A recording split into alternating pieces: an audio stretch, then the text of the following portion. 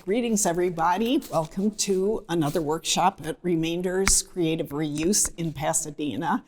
Very happy you're joining us. This is going to be focused on making books, and we're inspired by specifically a couple of female artists who do very exciting work. And as you probably know, we give these workshops to recognize underrepresented female artists and also people of color who may not be in the forefront of our awareness in the art world. We try to focus on artists from the 20th century and spilling over obviously into the 21st century. And then once I've given you some background about these artists, we will do a little spin-off kind of workshop in which we are inspired by the type of work that they do. And in these are book artists. And book arts are a very exciting, actually, type of art and have a tremendous potential for unbelievable variety. The first artist I'm going to talk about is Barbara Turner Smith. Barbara is almost 90 years old. She was born in Pasadena. She went to Pomona College. She has had formal art training. She's actually in the art world very well recognized, but probably not in the very well recognized in the general public.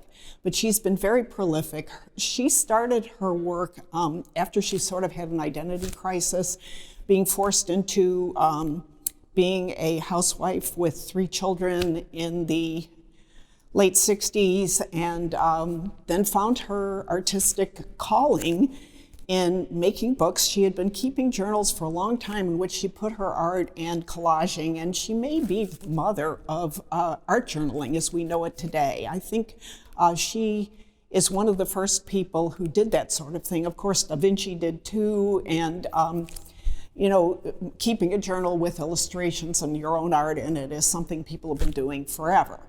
But Barbara used different kinds of papers, and her diaries and her journals are very textural. She also did a lot of performance art, highlighting the plight of, the state of women in the 50s and 60s, and brought awareness and was part actually of the women's liberation movement that was so active in the 70s.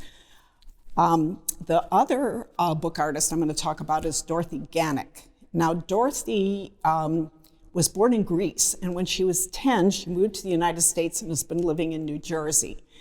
I believe she's largely self-taught, but she does some amazing paintings that are abstract and marvelous use of color, but she also makes her own paper and paints her own paper, and then incorporates that into books. And you can see some examples of her books. She is also interested in engineering pop-up type books. Look her up on Instagram because you're going to see some amazing pop-up books that she has done. And she's represented by a gallery, Saatchi Gallery, which is a big gallery, but again, maybe not recognized in the larger art world. She is commercially quite successful, and deservedly so. Now, one of my pet things to do actually is make books. That's what I do. And so I'm going to show you a few of the books I've made and the techniques that I'm going to be teaching today. We're going to be teaching 3 kinds of book assemblage. So the first, which is the simplest, is the Pamphlet Stitch. And this is extremely simple to use. These are plant-dyed papers that I've used that are in here, and then just various other coffee-dyed and things like that. But this is a very, very simple construction, but yet you can make some pretty interesting books on your own. And then this is a very simple variation on a flat stitch, And it can open obviously either sideways. And this is good for making a sketchbook or something. You just want to keep notes in about yourself. So as you can see, I've incorporated printing and drawings and fabric and things like that. So keep in mind, you know, the versatility of these kind of books. And then I'm going to be teaching you the stab binding, the Japanese stab binding. And this is best used with fabric or softer, more pliable paper, but this is fairly stiff paper, and I just folded it over so you can, you know, see that it actually works pretty well. And again, not terribly complicated to do, so I'll be showing you that.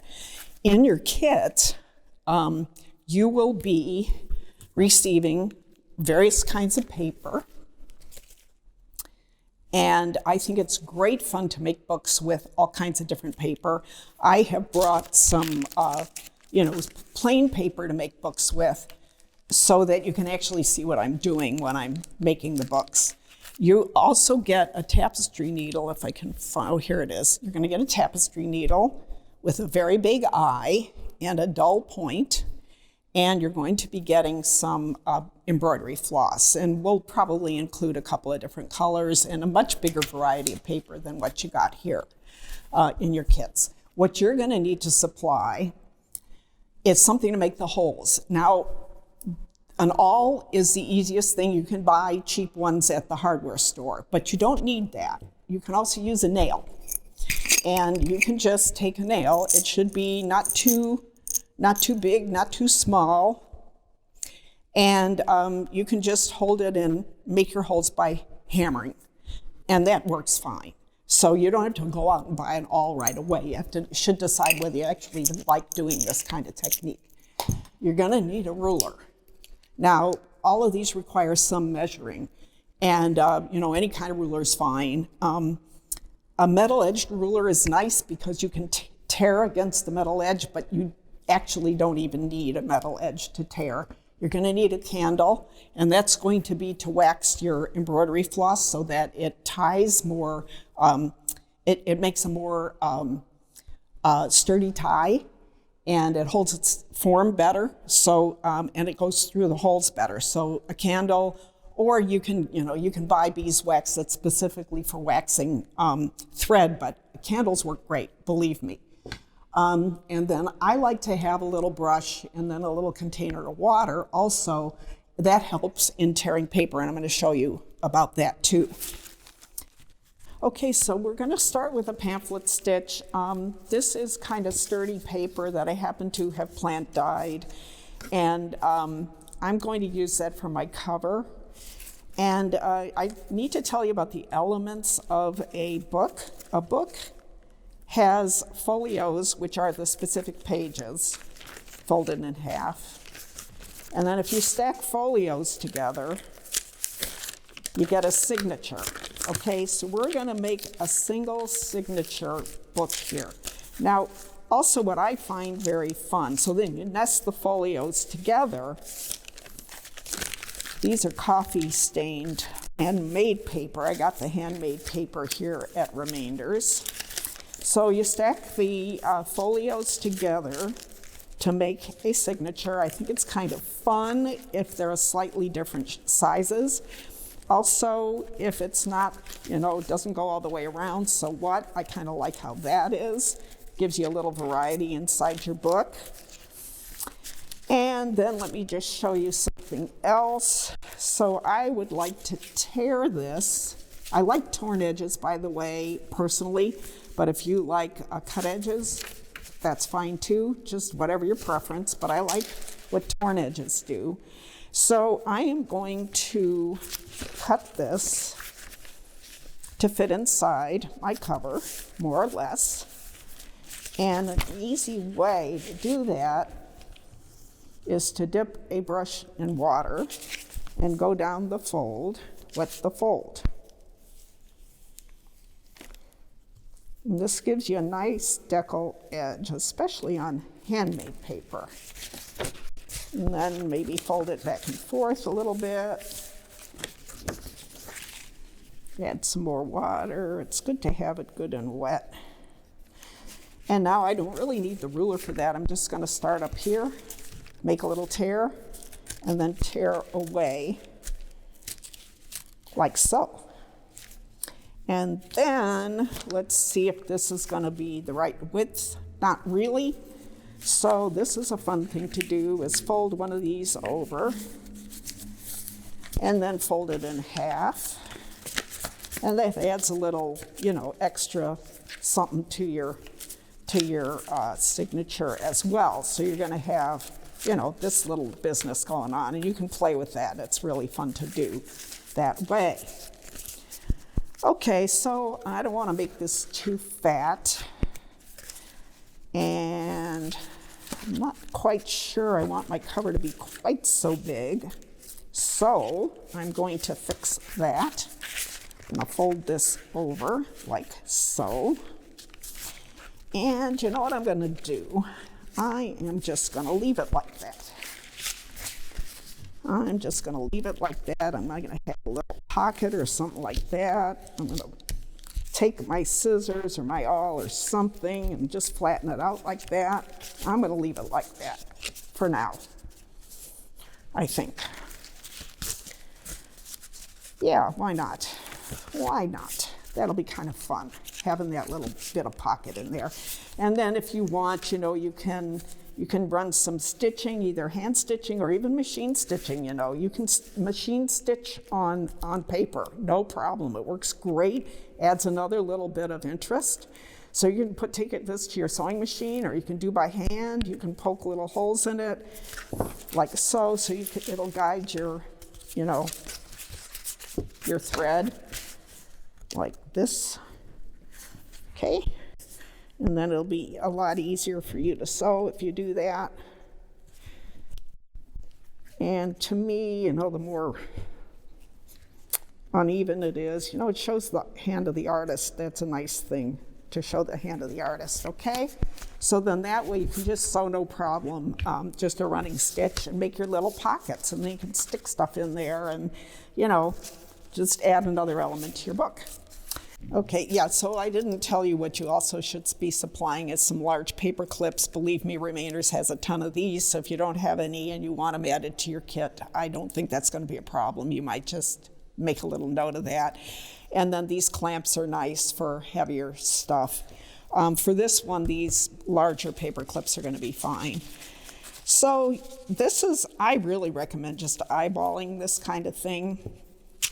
You know, try and make them kind of straight, but again, you want to show the hand of the artist, and it just, believe me, adds interest. And then you want to clip this into your cover, like so, and like so,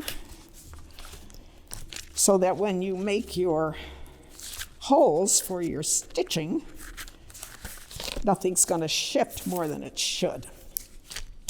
Now also, when you're doing the pamphlet stitch, it does not have to be exact. However, all the pages have to line up with their holes. So I like poking them all at the same time. You don't have to, but believe me, I think it gives you a much better result if you poke all at the same time. So I just eyeball the middle, and I put a hole in it, like so, right along the center.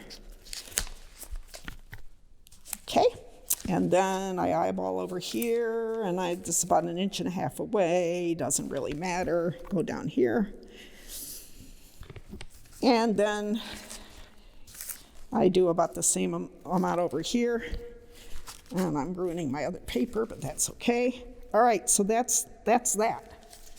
Okay, just be sure it goes all the way through. You can see your holes on the other side real well. And then you take your embroidery floss. Now I need my glasses, hang on. Okay, and pull off a length, I don't know, I'd say about 3 times longer than your book is. About 3 times longer than your book is, more or less. And then there's some cool things you can do with the ties too, so just cut that off. And then this is where your candle comes in handy. Just draw it along your candle a few times, and you'll see the wax transfers to the thread, makes the thread much easier to work with. Get it good and waxed. like so. And it's good to be sure the ends are waxed. It makes it a lot easier to thread your needle. Okay, and here's my needle. Okay, and then there's various ways to thread a needle if you don't know how. I like doubling the thread over the eye of the needle and pushing it through the eye. I think that's the easiest way to do these thicker threads. Just pull that through. You don't have to knot anything. You can start either on the outside of the book or the inside. It depends. If you want to add beads or something decorative, you do it to the outside. And you leave a tail, like so. And then you go to one of the holes, doesn't matter which, whether it's the top or the bottom. And you go through like so. And then you go to the bottom hole, like so. And then you go through the middle hole again, like so. And be sure you don't split the thread with your needle. And then please be sure everything is tight. You don't want loosey-goosey here or anywhere. And then I like to go under the thread so that I have one tail on one side, one tail on the other. And then tie a square knot. Now this is where the wax really keeps the thread in place. So tie a square knot. You can do another knot if you want. You can do a whole bunch of knots and make it decorative. You know, whatever you want to do. And then you can either cut these. I think it's kind of fun to leave them a little bit long. And then if you want to, you can string some beads on them. That looks cool. You can cut out little circles, 4 little circles, and glue one here and one here. And you have a cute little tab, same here if you want. So that's something decorative you can do. If you do it on the inside, you can do the same thing, or you can cut it short, just whatever you want to do. Then you take your clips off, and voila. Then you can do whatever you want to the pages that are in here. Now, if your pages are already decorated, just double check to be sure that everything is oriented correctly. This is a very simple stitch to undo, so you don't have to worry about it too much, but it's good to check that everything is oriented the right way.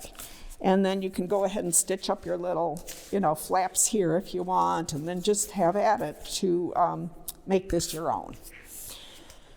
Okay, so now we are going to go to another very, very simple construction. How am I going to do this? Okay, I'm going to use this just because I have it. Okay, so I am going to fold this over part way. That will be part of my cover. Now, if your paper is brittle, which it can be sometimes, you might need to reinforce it with the best way to do it, honestly, is to take a tea bag and just glue it on, either inside or outside. Not only does it look good, if you glue a tea bag or part of a tea bag across here, it'll reinforce it. And just tea bags are very strong, and they make marvelous reinforcing material. You can also use washi tape. You can use masking tape, although masking tape can get gummy over time, and it's not a perfect thing to use. And don't use Scotch tape. That will not work. You can also take some thin paper, like tracing paper, In fact, I think I'm going to do that here. I am going to tear this paper along my metal edge ruler like so. And I am going to tear it so that it can fit inside there. And then I would consider gluing this in there to reinforce, okay? So let's pretend I did that.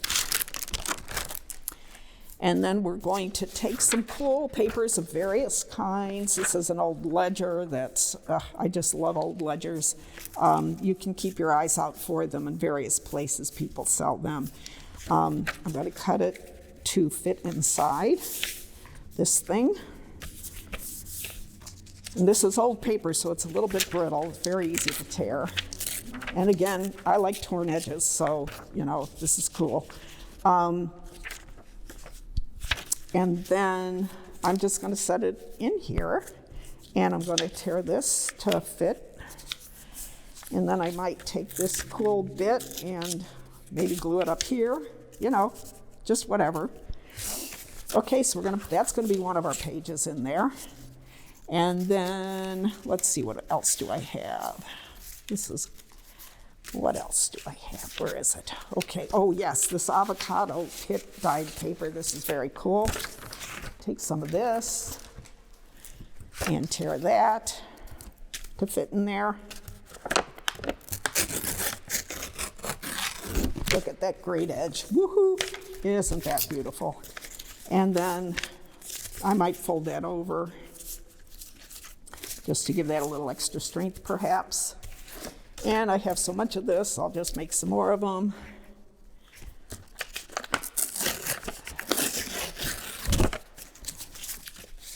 Okay, and we're not going to, maybe I'll put some tracing paper in there. Maybe a couple pieces of tracing paper. So this is a great way to tear paper, guys. And then if it's too long, just tear off what you don't need any way you want. Okay, so now we have this other construction. Okay, yeah, so now we're ready actually to start binding it. It's not a very fat book, but you know, I want you to just get the idea of how to use these things, how to do them. This is too long here, so I'm just going to tear that off, I think. There we are. And then don't throw these things out, because those can make amazing little collage bits and whatnot. Okay, so this is how it's going to look. Maybe we should put, let's put a cover on it, like this. Let's just put a cover on it. Fold it to see if it's going to be about the right size. That's good. And like I said, this stuff is kind of brittle, so it tears easily. Or I could wet it, you know, like I showed you originally. Okay, so we're going to make that into the cover, other part of the cover, I should say. I'll tear that off after I've assembled the whole thing. Okay, so I hope you can see what we've got. Okay, here's your book. These are a little off center, so I'm going to move them over to be sure they're where I want them. Okay, and then remember I said I liked this bit, so I am going to just leave it on here like that. And then I'm going to do my clips again, hold everything where it needs to be.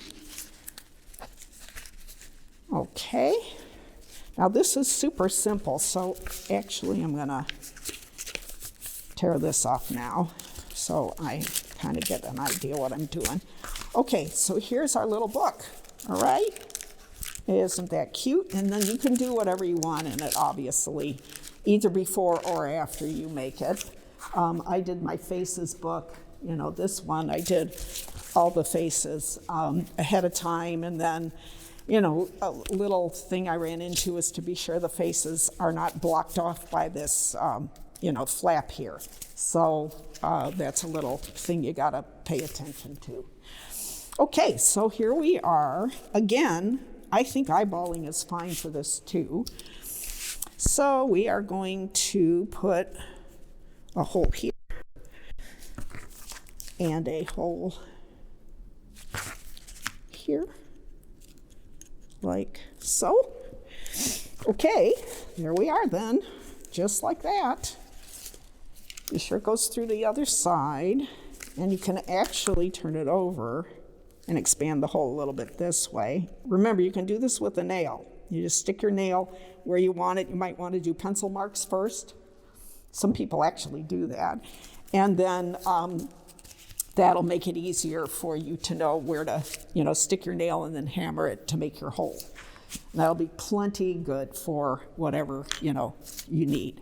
Okay, so now we're going to take our floss again, And obviously we're not going to need very much, are we? Because this is a little bit of a, just a little bit of a thing.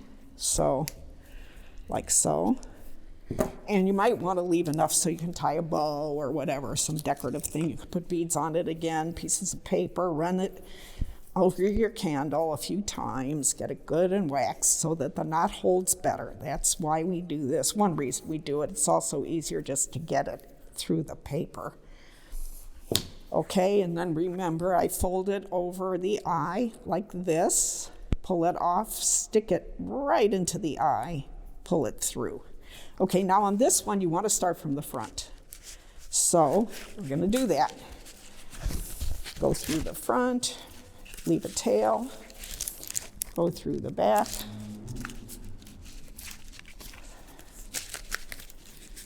take it off the needle, even it out, tie it. So first I would tie a square knot, and you might want somebody to help you a little bit, but it's okay, you know. And then let's do this here. Yeah, it's good to if somebody can kind of help you with their finger, but it's okay. You can also just, you could tape it down actually if you wanted and then tie it over it. Okay, so here we are. There we are. It's good enough. And then you can tie a little bow if you want. You could leave it hanging, put beads on it. You can use ribbon. You know, once you get the hang of all this, I just didn't want to bother with that for this, but I did use a little bit of soutache braid right here that I actually painted gold and some colors. So, yeah, anyhow, you can use a lot of different fibers. Your holes have to be big enough. Okay, so here you are. You have your little book. That's kind of like a, I don't know. You can also have it go this way if you want, but because the writing is going, you know, this way, I think it's better to use it like up and down. And then as you can see, this is a little wonkier than I wanted it, but hey, you know, hand of the artist and all that, you know what I mean? Okay, so now this one's a little bit more complicated, but it gives a really cool result, and that's the Japanese stab binding. And this really isn't as hard as it looks, so let me show you. It's good to have a paper that's sturdy and won't tear, you know, for this. You can have two pieces of paper.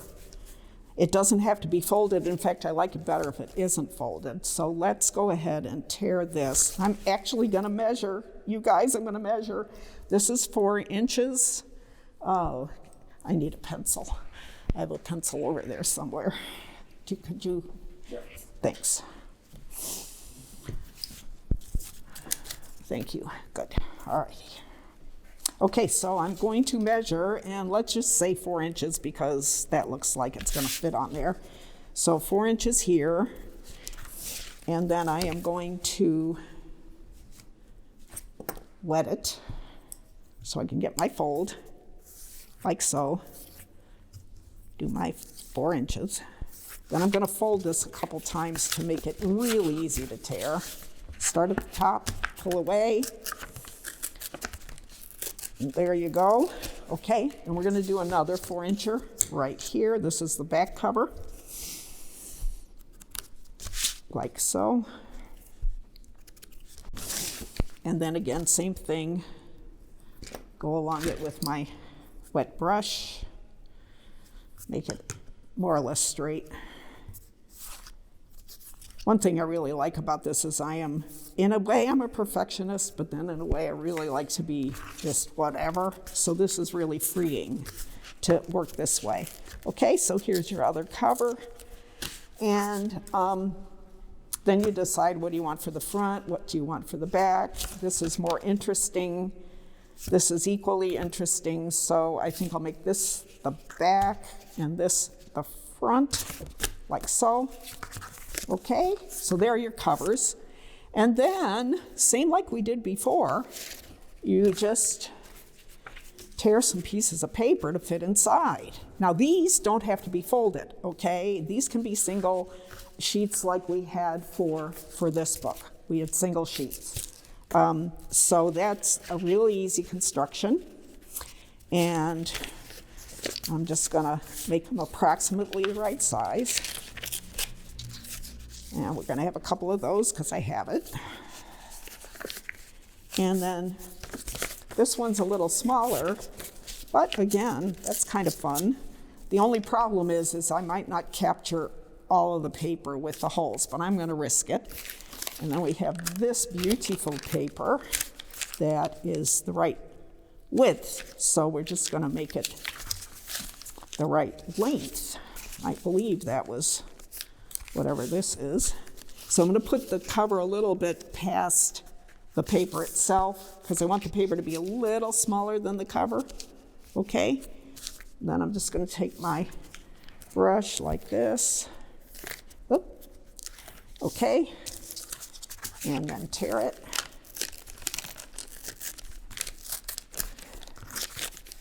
And then we got it again here. So I'm putting it over the edge there and tear it.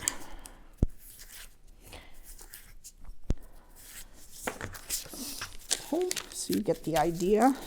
Again, don't throw these little bits away. They're good for collaging and various other great things, so don't throw them away.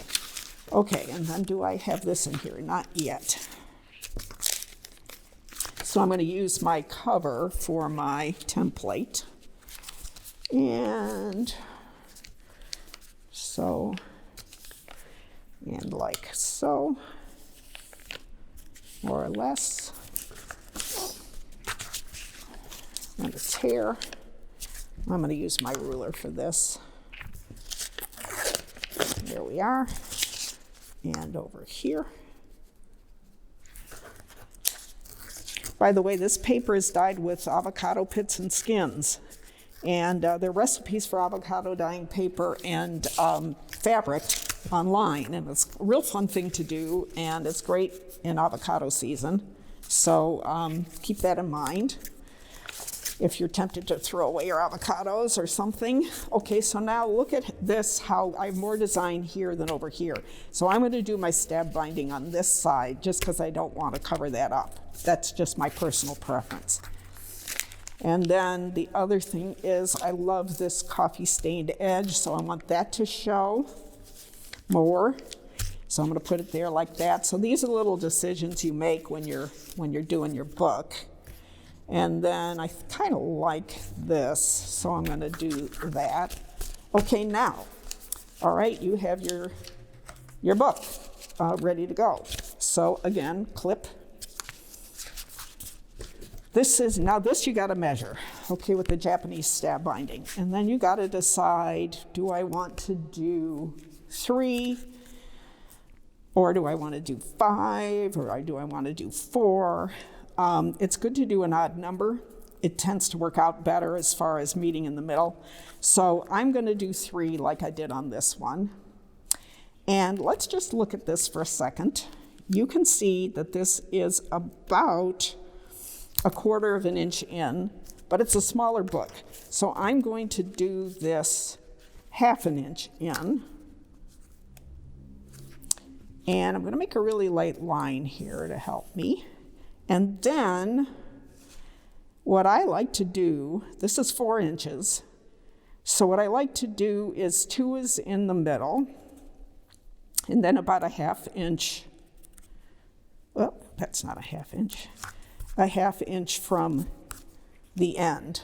And again, it's really your personal preference, what looks good to you. But you do need to have enough space here so that the binding is sturdy. You don't want to do it right at the edge here, and you don't want to really do it all the way in there because you're just wasting the page area on your book. So just whatever looks good and what you think will hold up. And if you're wrong, you can make another one.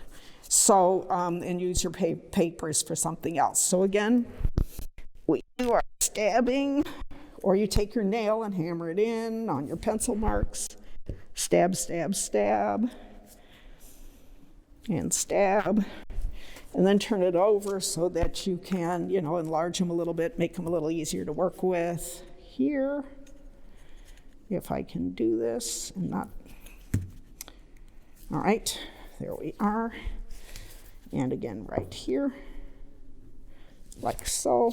Okay, so that enlarged it, that enlarged it from the other side, makes it easier to make. And then we cut our embroidery floss. This is, I don't know why, they only work on the first pull, and then after that they stop working, and you gotta take them off and get all tangled up, and that's just the way embroidery floss is. So I like to do it maybe about 3 times longer, maybe a little longer than that. Again, you don't really have to measure unless it's easier for you to work that way. And we wax up our thread like we did before. Notice I'm keeping the clips on until I'm done sewing, okay? All of these, you keep the clips on until you're done sewing it. That way things don't shift as much and you get a neater looking construction. Okay, threading my needle, fold it over the eye. Take it right up to the end, push it through the eye. Okay, now we start in the middle. I like to start on the front. Which did I decide? This is the front for whatever reason. Okay, so you start in the middle. Okay. And then you leave a tail, and you go to either way, doesn't matter, up or down. Wait a second. No, you don't do that. You do this. You wrap around and you go through. That's right. And then be careful not to split the thread or you can't tighten it. So I kind of hold it to the side. Okay, there we are. Make it straight. Go to the next hole. Like this. So it's the thread's on the back but not the front. Go over it. Back through the same hole. Again, there's lots of good YouTube videos on doing this Japanese stab binding, and there's also diagrams on YouTube. So, if this isn't clear to you, you can find another source. Go back through the other hole, the same hole I mean, but make a right angle here with the threads. Then you go back through the middle hole, and then through this hole, and then around. Be careful you don't split the thread. Could have used a maybe slightly longer thread, but this isn't gonna work. I'm getting a little worried here about the length of my thread. Okay, and then go back here. Oh, actually, guess what? This is gonna work great. Okay, so you see it on this side, how it's all sewn on this side.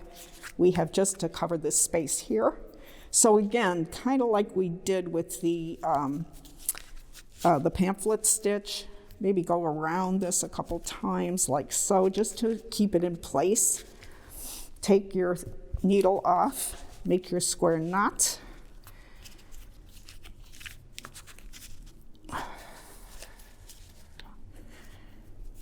Okay. And you can do another for good measure. There you are. And then these look best, I think, trimmed kind of close, like so. That's very simple but effective.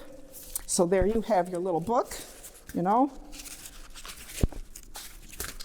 and you can do whatever you want, or like I said, you can decorate the pages ahead of time and then make your book up. I had to do that. No, I didn't. Someone gave me this and it was just background painted, and then I just took the elements and I worked in it with it already sewn. So either way works, whatever you like. So again, I want to thank Remainders Creative Reuse for using this space and giving me the opportunity to teach this to you all. These workshops are supported by a grant from the City of Pasadena Arts and Culture Commission, and they're very generous in giving us these grants, this opportunity to introduce you to female artists of the 20th century.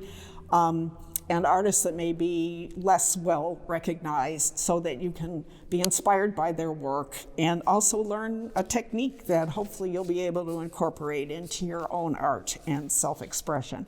Thank you so much for joining us. We really love your support, and have fun with this project. And again, there'll be a Zoom meeting in about a week, and we will talk about any questions you have, and also remainders. I'm happy to have them give you my email, so you can email me with questions if you want to. So stay safe, wear a mask, and we'll see you on Zoom.